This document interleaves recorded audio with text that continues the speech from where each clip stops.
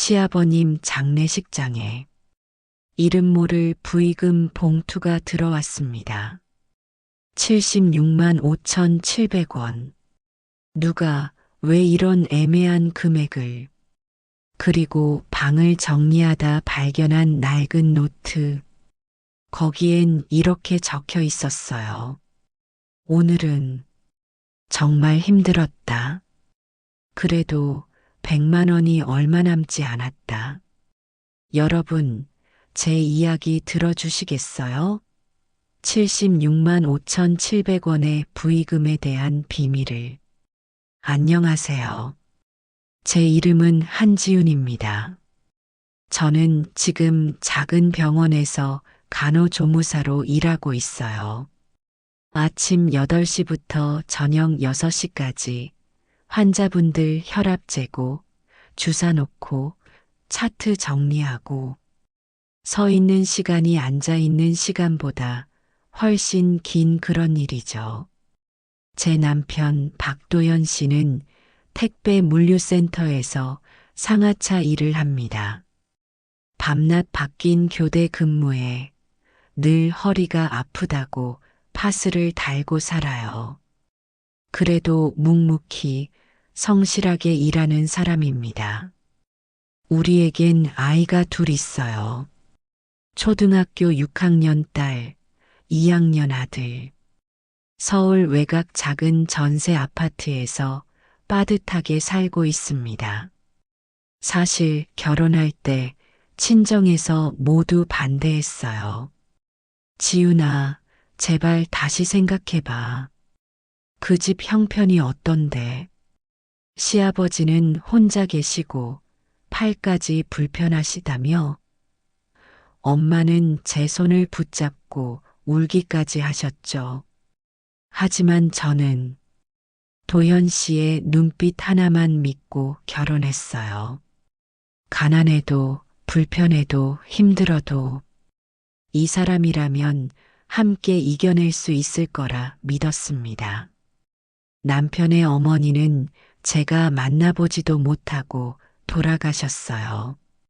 오래전에 병으로 세상을 떠나셨다고 했죠. 그리고 시아버지 박진수 씨는 충북 음성군 삼성면의 어느 시골에서 혼자 살고 계셨습니다. 왼쪽 팔을 전혀 쓰지 못하시는 분이었어요.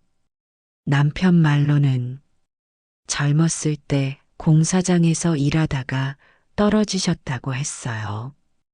그때 왼팔을 크게 다쳐서 그 후로 쓸 수 없게 되셨다고요. 그래서 제대로 된 일자리를 구하지 못하셨고 혼자 근근히 살아오셨다고 들었습니다. 결혼 초에 한번 찾아뵌 적이 있었어요. 조용하고 말수가 적으시고 그냥 잘 살아라는 말씀만 짧게 하셨죠. 그땐 몰랐습니다. 그 침묵 뒤에 무엇이 숨어 있는지. 어느 날 남편이 퇴근 후 소주를 마시더니 조심스럽게 말을 꺼냈습니다. 지훈아, 아버지 혼자 계신 거 알지? 나이도 이제 많으시고 우리랑 같이 지내면 안 될까? 순간 제 입에서 튀어나온 건 거절이었습니다. 도연 씨, 이 집 좀 봐.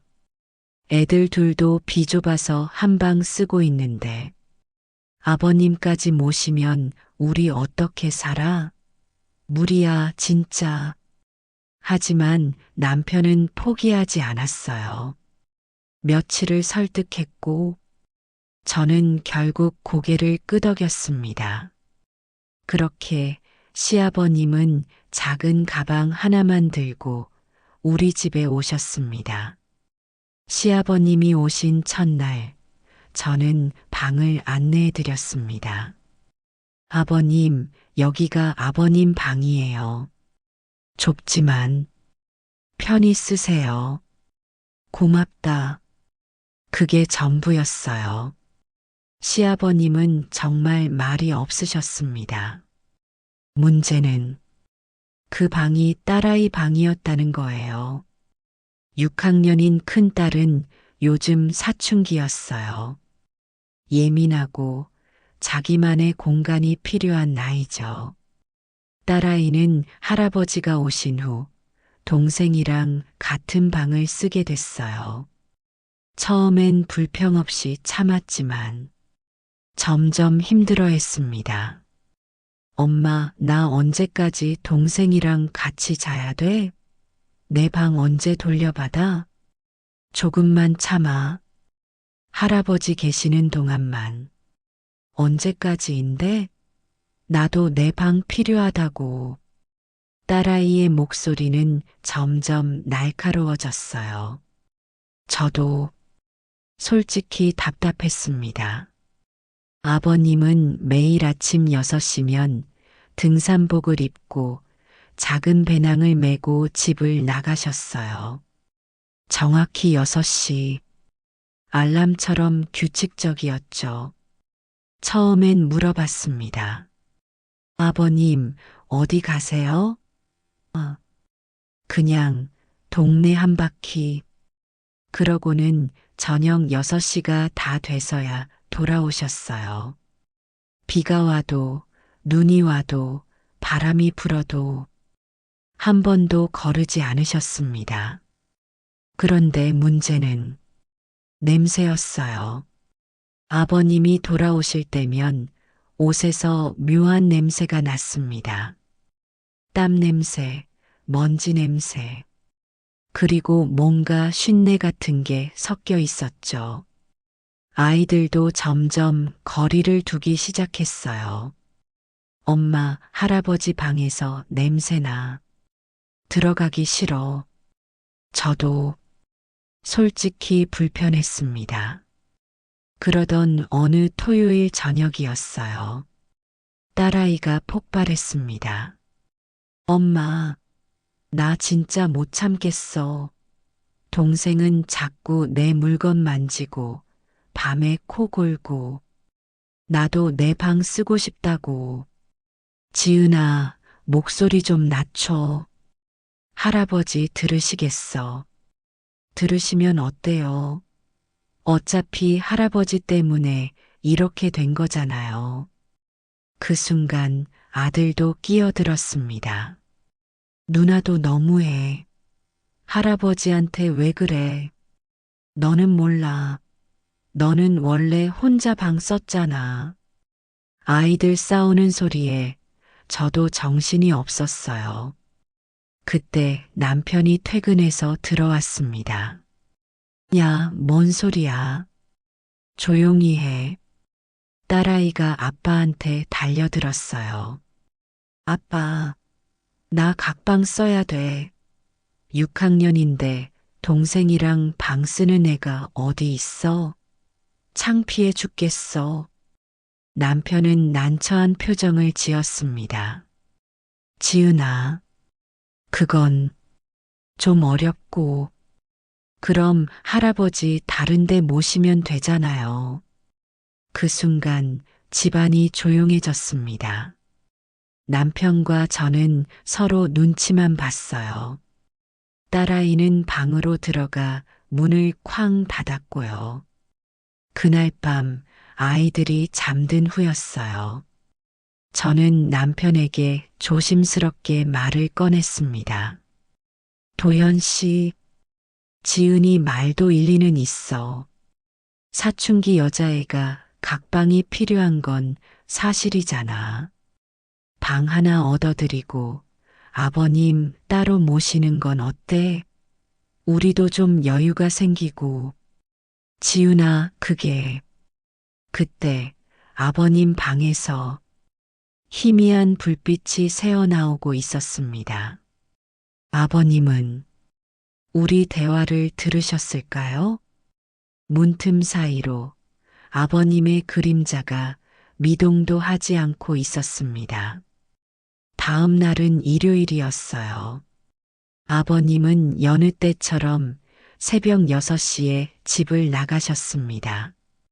저는 전날 밤 싸움 때문에 기분이 안 좋아서 인사도 제대로 안 했어요. 그냥 문 닫히는 소리만 들었죠. 오후 3시쯤이었을 거예요. 남편 휴대폰에 전화가 왔습니다. 경찰서였습니다. 박진수 씨 보호자 되시나요? 환자분이 도로에서 차량과 충돌하는 사고가 있었습니다. 지금 성모병원 응급실에 계십니다.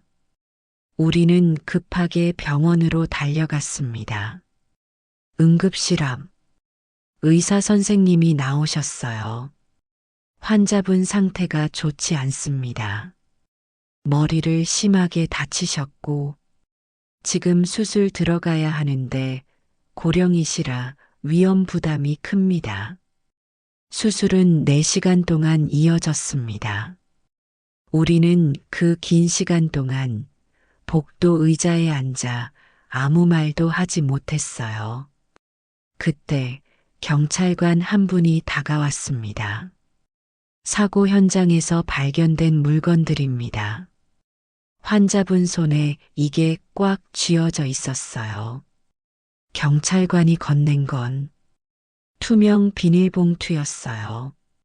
그 안에는 구겨진 신문지 몇 장, 찢어진 박스 조각들, 그리고 피 묻은 장갑 한 짝.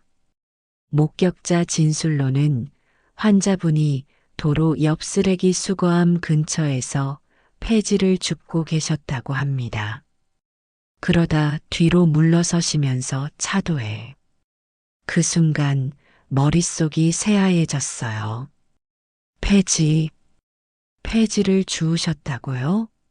매일 아침 6시에 나가신 건 산책이 아니라 폐지를 주우러 가신 거였나요? 저는 그 비닐봉투를 손에 쥔 채 그대로 주저앉았습니다. 남편이 흐느끼기 시작했어요. 아버지, 왜 말씀을 안 하셨어? 저도 눈물이 났습니다. 수술이 끝나고 의사 선생님이 나오셨어요. 고개를 천천히 저으셨습니다. 최선을 다했습니다만 의식을 회복하지 못하셨습니다.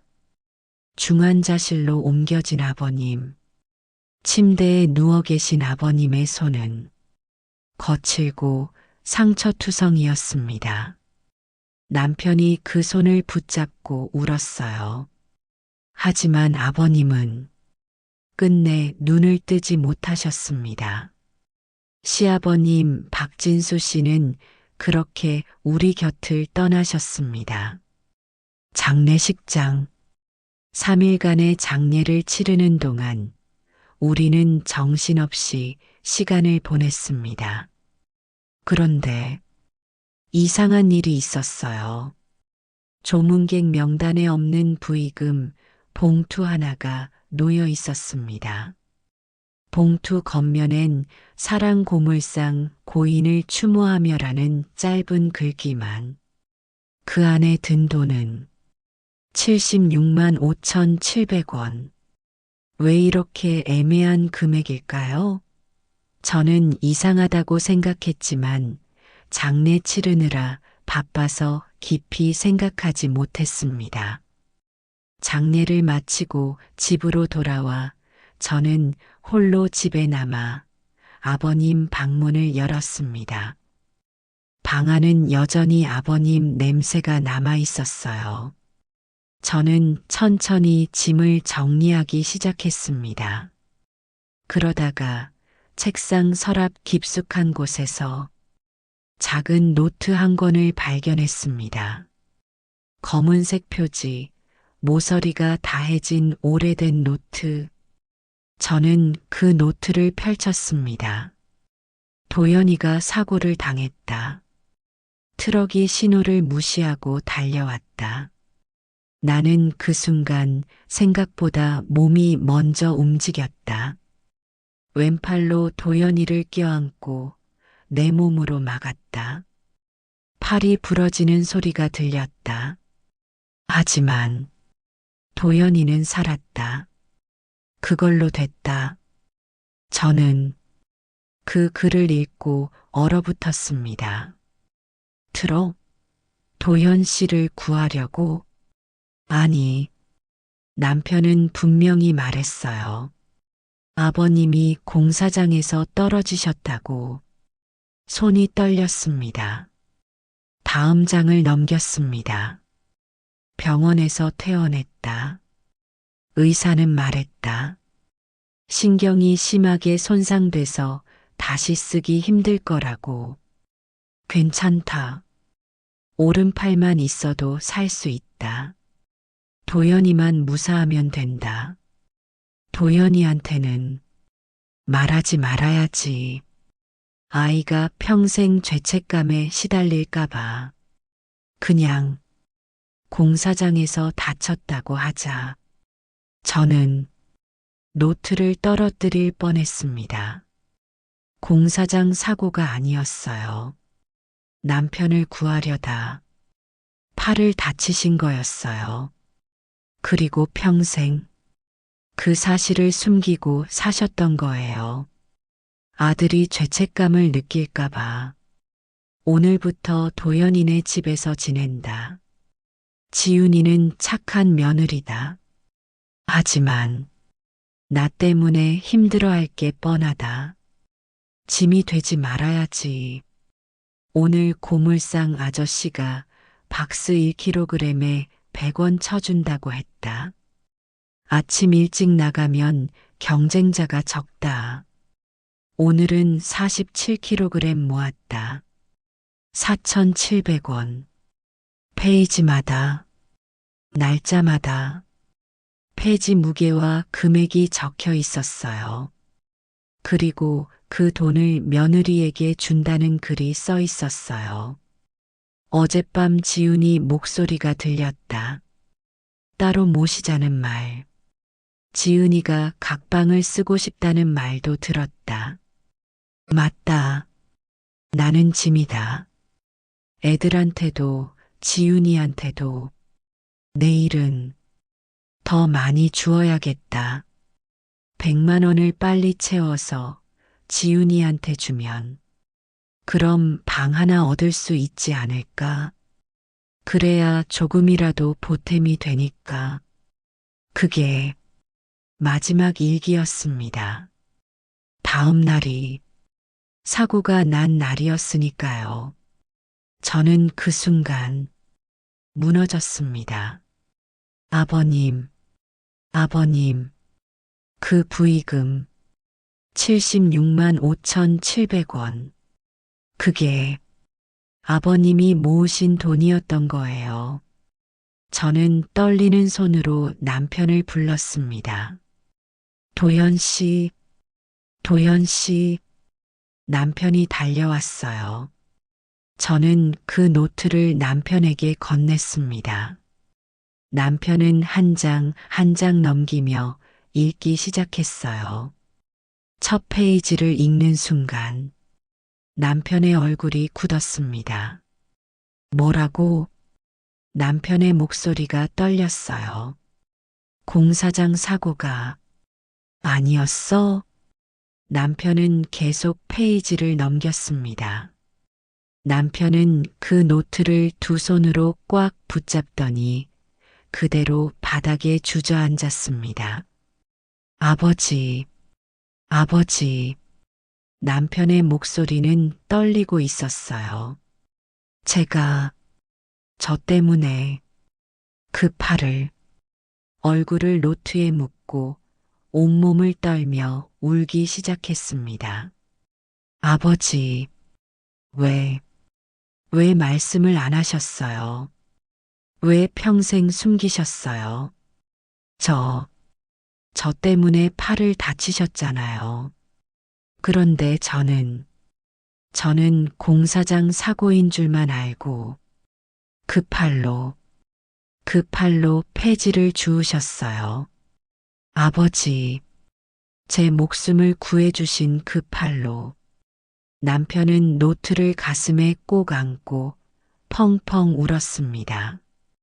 어깨가 들썩이고 소리내어 울고 저는 그런 남편을 처음 봤어요.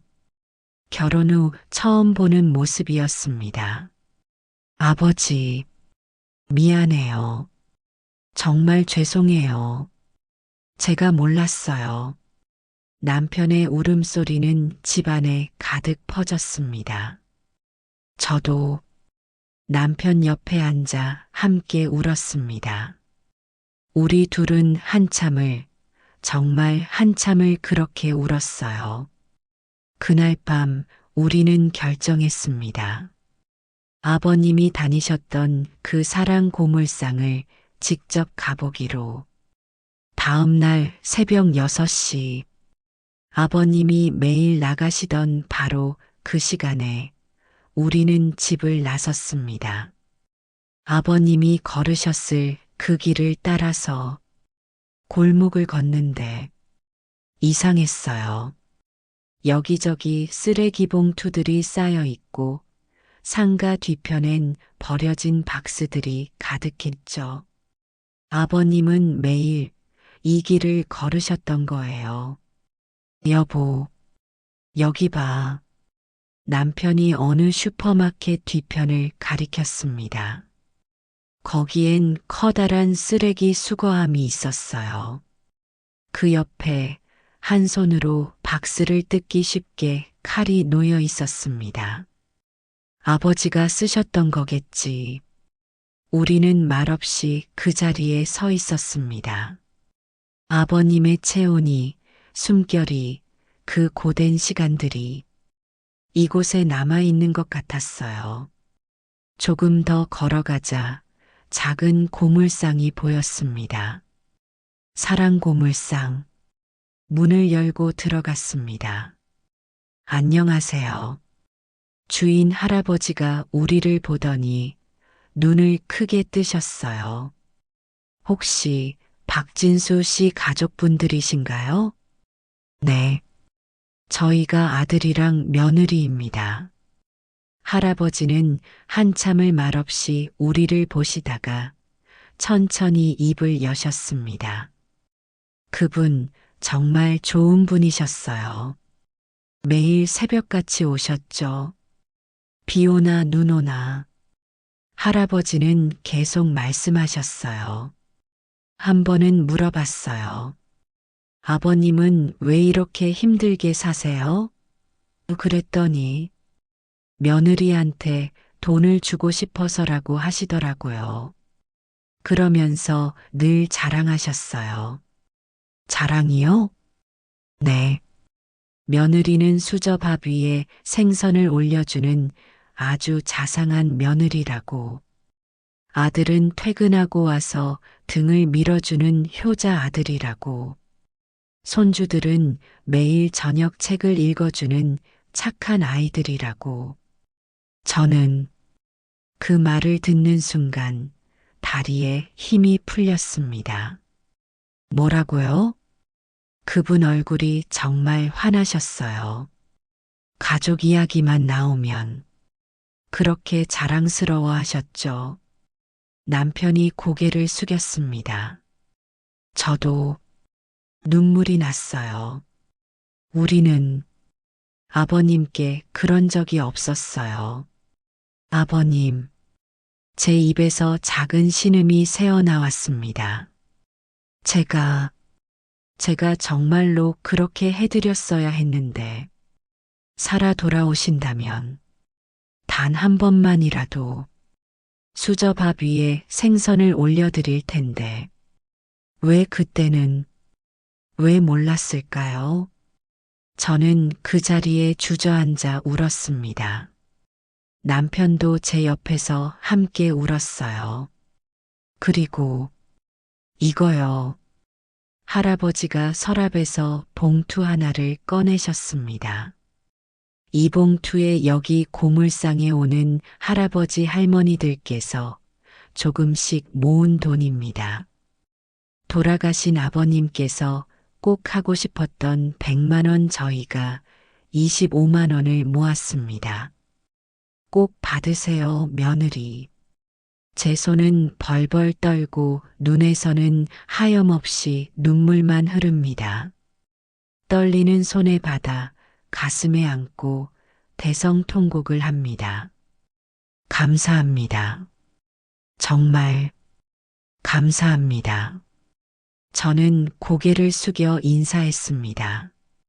남편도 고물상 할아버지께 깊이 허리를 숙였어요. 우리는 고물상을 나와 다시 그 골목을 걸었습니다. 아버님이 매일 걸으셨던 그 길을. 새벽 공기가 차가웠어요. 하지만 이상하게 따뜻했습니다. 아버님이 매일 이 길을 걸으셨구나. 우리를 위해서. 지금은 아버님이 돌아가신 지 6개월이 지났습니다. 거실 작은 선반 위에 아버님 사진을 모셨어요. 그리고 그 옆에 그 낡은 노트를 함께 두었습니다. 큰딸이 어느 날 제게 물었습니다. 엄마, 할아버지는 우리 미워하셨을까? 저는 고개를 저었어요. 아니야. 할아버지는 너희를 너무 사랑하셨어. 딸아이는 한참을 할아버지 사진을 보더니 말했습니다. 할아버지, 미안해요. 그리고 사랑해요. 남편은 요즘 아버님 노트를 자주 펼쳐봅니다. 어느 날 밤 남편이 제게 말했습니다. 지훈아, 나 아버지한테 효도 한번 제대로 못했어. 저는 남편의 손을 잡았어요. 우리 몰랐던 거야. 우리가 더 물어봤어야 했어. 더 관심 가졌어야 했어. 여러분, 저는 이제 알아요. 사랑은 꼭 말로 하는 게 아니라는 걸. 어떤 사랑은 침묵 속에서, 작은 행동 속에서, 보이지 않는 곳에서 빛난다는 걸. 아버님은 우리에게 한 번도 사랑한다고 말씀하지 않으셨어요. 하지만 매일 아침 6시 그 새벽길을 걸으시며 말씀하고 계셨던 거예요. 내가 너희를 사랑한다고. 오늘도 저녁에 집에 돌아오면 아버님 사진 앞에 절을 올립니다. 그리고 작은 목소리로 말해요. 아버님, 오늘 하루도 잘 보냈어요. 보고 싶어요. 정말 보고 싶어요. 여러분, 시간이 지나면 후회합니다. 저처럼 평생 가슴에 못을 박고 살지 마세요. 지금 이 영상을 멈추고 부모님께 전화하세요. 사랑합니다. 고맙습니다. 그 한마디면 됩니다. 그리고 다음에 뵙거든 수저 위에 밥 담고 그 위에 생선 한 점 올려드리세요. 돌아가시면 하고 싶어도 할 수 없습니다. 제 이야기를 들어주셔서 감사합니다.